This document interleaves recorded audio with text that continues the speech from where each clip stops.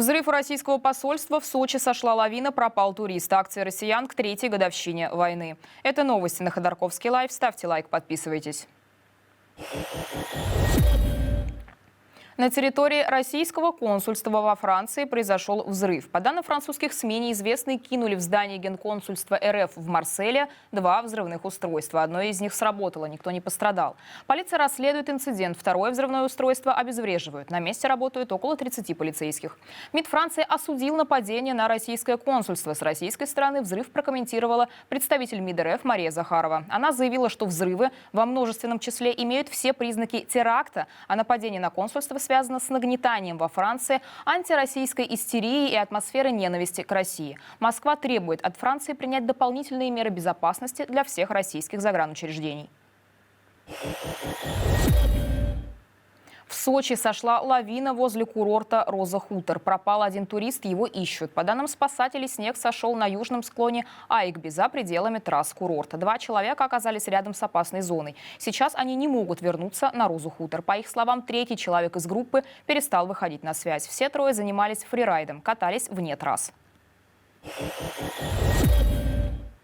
Жители из Курской области, эвакуированных в Сумы украинцами, собираются вернуть в Россию. Об этом заявила уполномоченная по правам человека РФ Татьяна Москалькова. По ее словам, российская сторона уже договорилась об этом с украинской администрацией. Эвакуацию проведут через территорию Беларуси.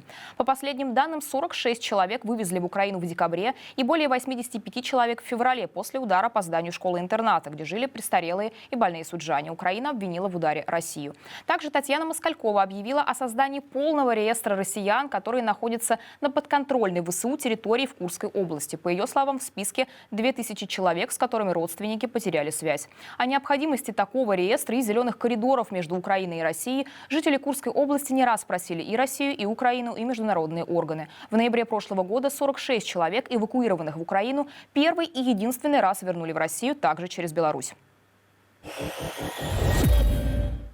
Евросоюз ввел санкции против 48 российских физлиц. Под ограничения попали в том числе шоумен Михаил Галустян, шахматист украинского происхождения и сенатор от Крыма Сергей Корякин, телеведущая Юлия Барановская и пропагандистка и медиа-менеджер Кристина Потупчик. Также санкции ввели против ряда топ-менеджеров компаний, связанных с ВПК и членов Совета Федерации. Кроме того, ЕС отключили от SWIFT 13 банков. Среди них Точка-банк, Акбарсбанк, Уралсиб и банк Кубань-кредит. Также о крупнейшем с начала полномасштабной войны пакете антироссийских санкций объявила Великобритания. Ограничения введены против российских бизнесменов, судов теневого флота, а также компаний и банков из третьих стран, связанных с Россией. В британский санкционный список, в частности, вошли авиакомпания S7, ее владелец Владислав Филев, гендиректор Царьград Медиа Наталья Тюрина, бывший советник Игоря Сечина, миллиардер Роман Троценко и бывший президент Роснефти Эдуард Худайнатов, который, по данным ФБК, платил зарплаты секс-работницам, трудоустроенным в компании.